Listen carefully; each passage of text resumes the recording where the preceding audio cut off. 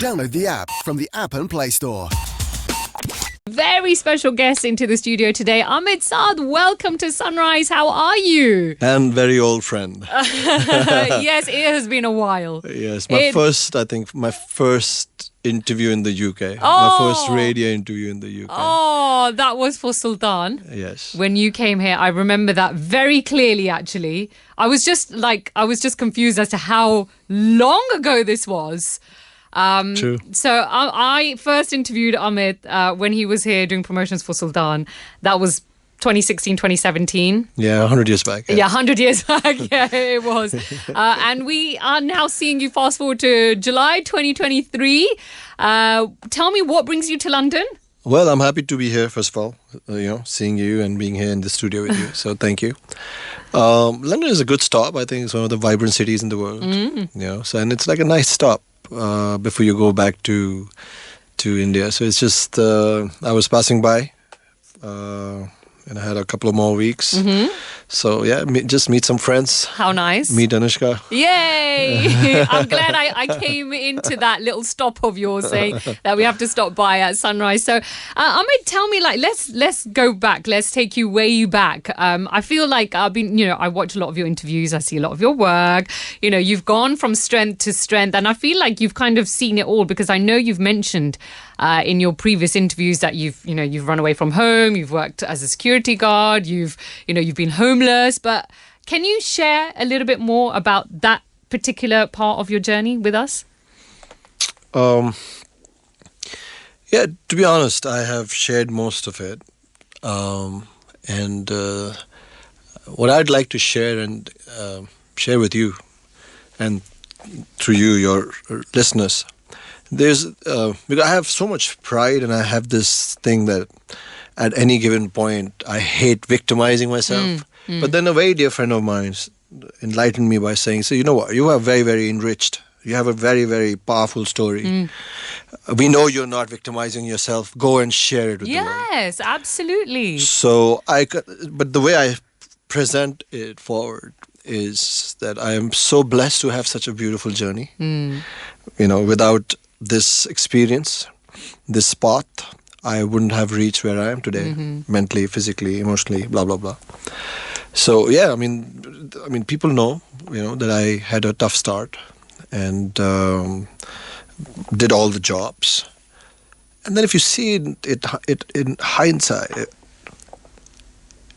millions and millions of people in the world are going through some kind of hardship, and what makes me evaluate or look back at my story, at my life with positivity is just this understanding that everybody is going through something, and what I'm proud of and grateful for is that it's also the understanding that there's a life we are stuck in and there's a life we can make, and that's something I like talking about, that find all these things happen. Yeah. What are you going to do? And I've just been answering that. And in some way or the other, I think there'll be crisis in your life. Yeah. Especially when you're in the movies and in the radio. Yeah. Every 2 hours, every third day, every 10th day. Something is happening.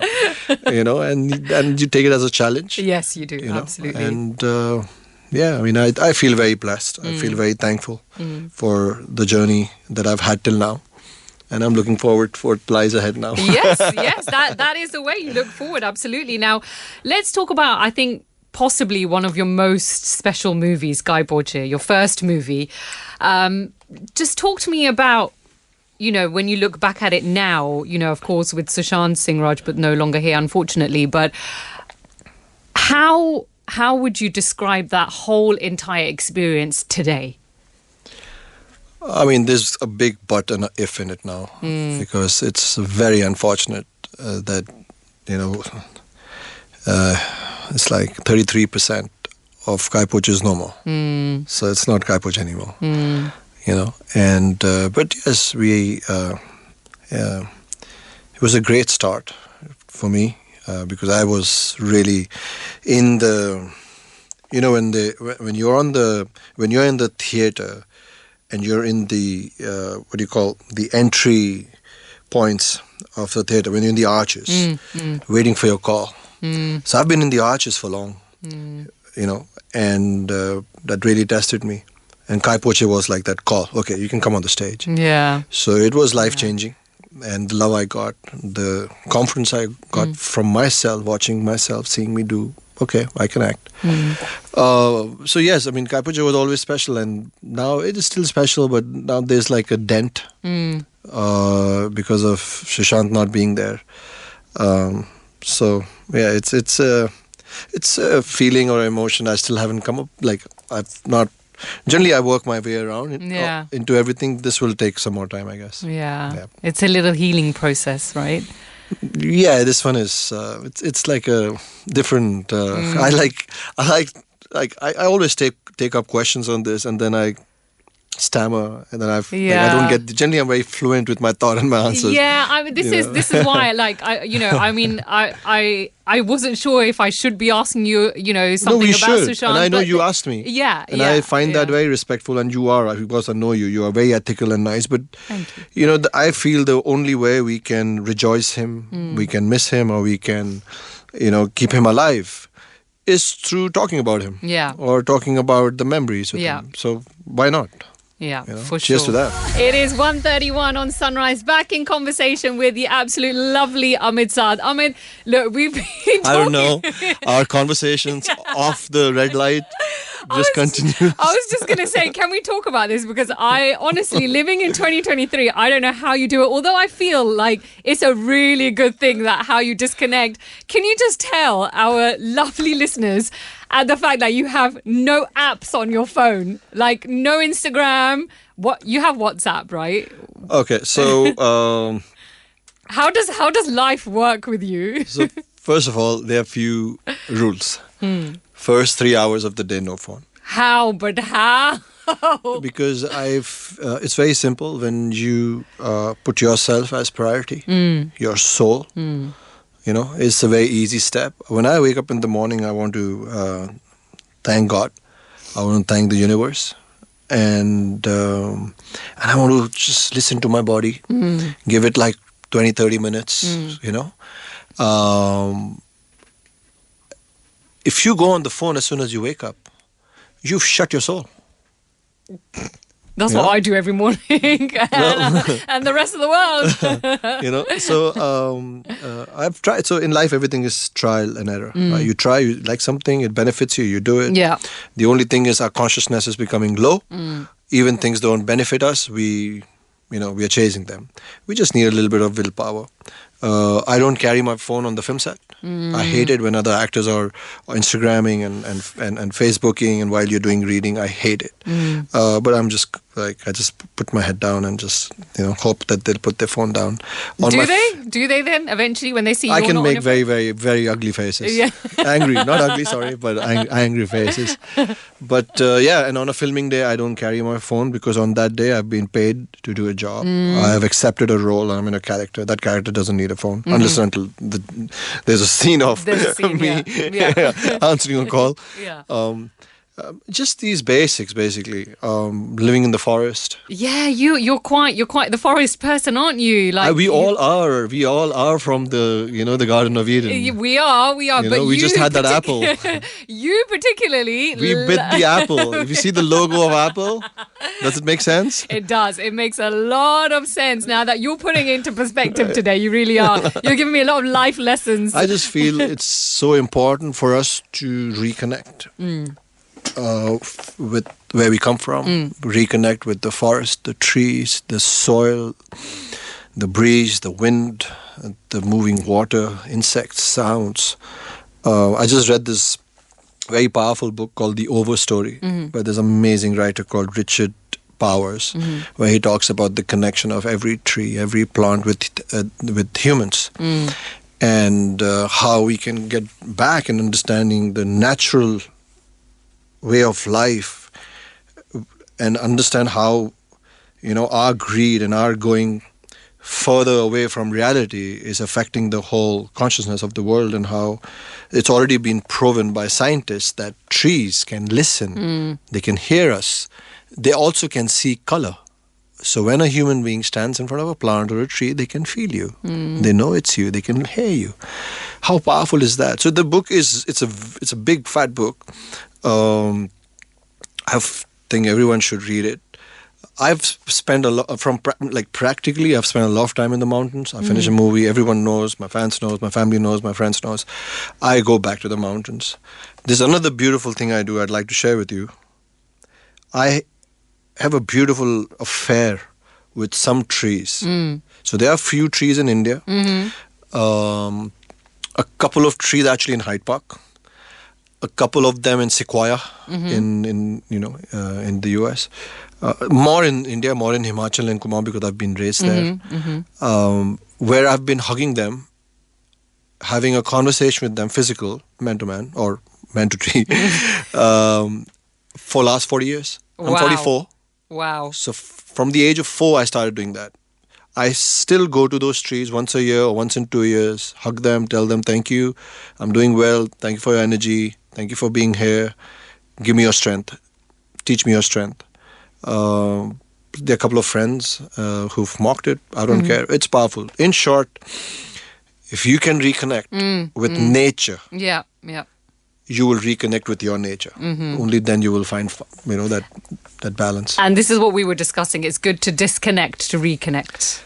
Exactly. To find yourself, to find your balance. Look, I'm not saying don't live life. Yeah. I live in the most, I would say traumatic, but it's challenging being an artist, making movies, running a radio channel. It's the business aspect of it, the growth aspect of it. But where is all this going to come from? All this is going to come from you. And if you are shallow, if you are just like running from one end to the other, you'll just be making money or making sound and noise, but you will not be able to impact. So I think it's our duty to ourselves first to impact ourselves. And then through your art, through your words, through your radio channel, through what you want to do, you can impact the world. But if you are hollow, you're just noise.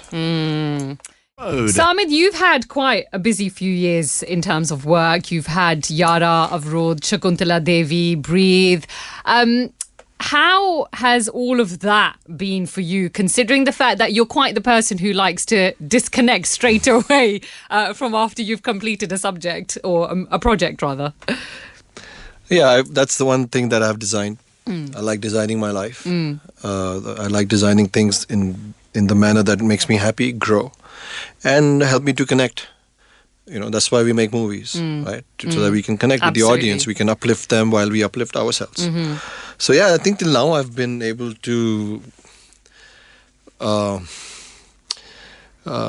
think there's a method to the madness and madness to the method. In short, that's the best answer I can give you. But Breathe did take 7 years of my life. Oh, 7 years? Yeah, I started working on it in 2000. It released in 2018.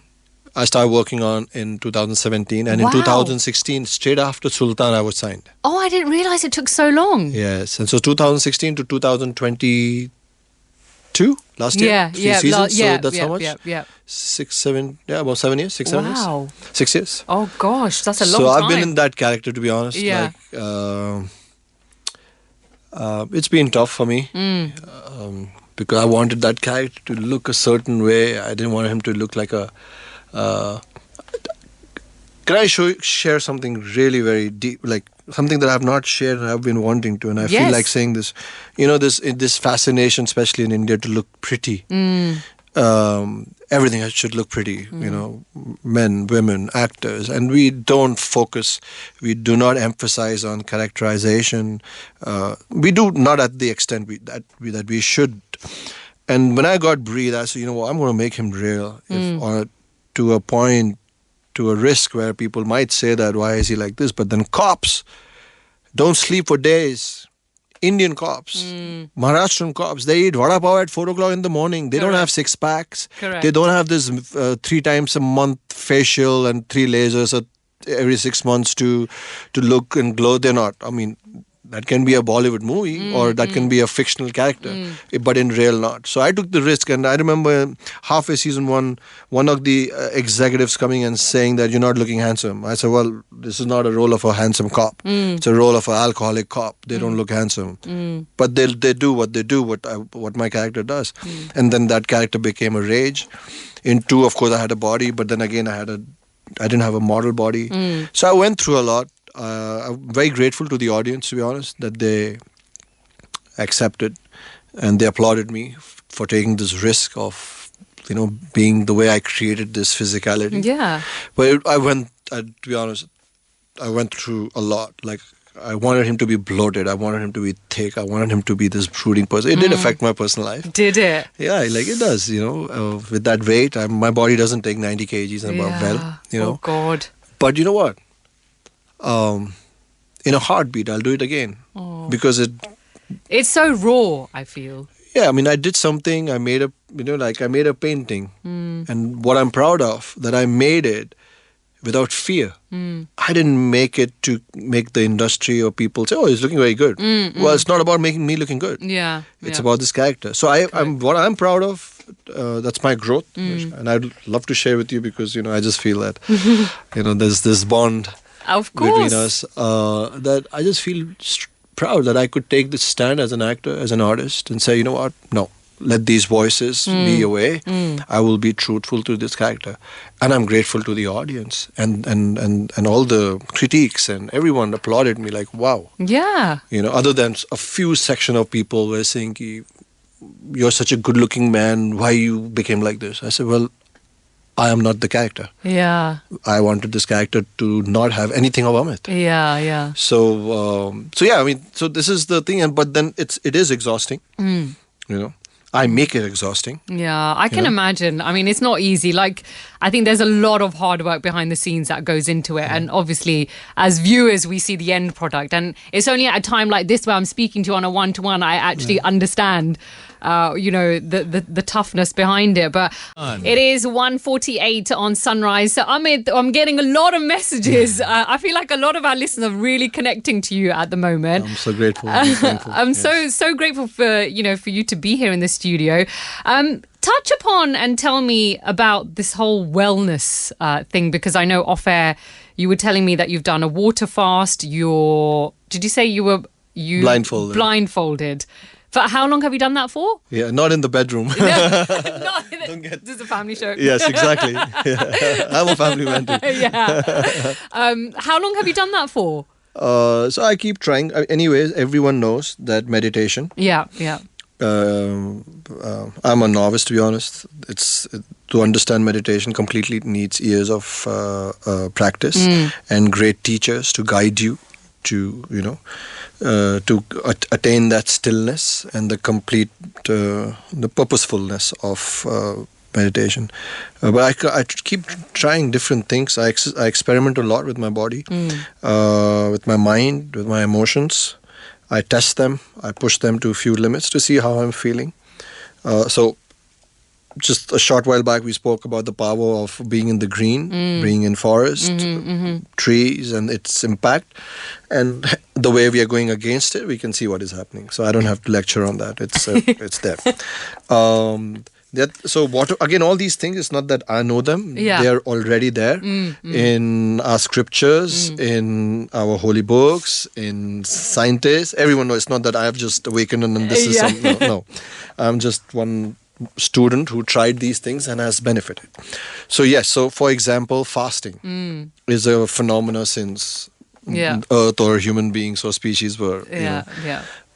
So fasting is very powerful. It helps you balance your emotion, your blood sugar level, the scientific thing, physiological thing, and I think it affects your psyche as well because hormonally, or I'm not a scientist, but I just I'm a lay person in terms, but I'm just sharing with you my experience when I tried these things. So water fasting is very powerful. I just did water fasting for 3 days. How did you do that? 2-3 weeks back. Right. And normal, like I was in a forest in Austria with my bottle, and I was walking, I think about 4 hours a day. Yeah. in total. And I was resting in the what do you call, in the forest during the afternoon and come back to sleep. So water fasting is very powerful. Okay, blindfolding yourself for days. What? But okay, like how? No, I need to wrap my head around this because how you do that? You can just take a piece of cloth, your T-shirt or I know how you do your it, sweatshirt. but what benefit is it giving you for doing? So for I doing would that? say, instead of asking this question, hoping for me to answer for you, you should try. We have the most powerful thing as human beings is we have the free will to say, to speak, and is it really that free? Is it really that easy to just say anything you want and do anything you want or think anything you want? It has consequences. Yeah. I feel when we become quiet, okay, and with a purpose. So I will explain to you what I do. I say a short prayer when I blindfold myself in a forest or in a place where there's no noise, where there's trees. I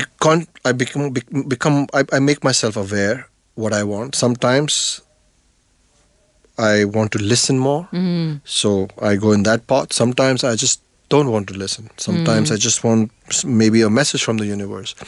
I feel the amount of stuff that we are listening, seeing, thinking, hearing, speaking, I don't think so. Human beings were made to consume so much. So much. I think I'm still working on it. Maybe in a couple of years with more experiments, I will be able to speak more profoundly on this with more clarity and more maybe experience or research based.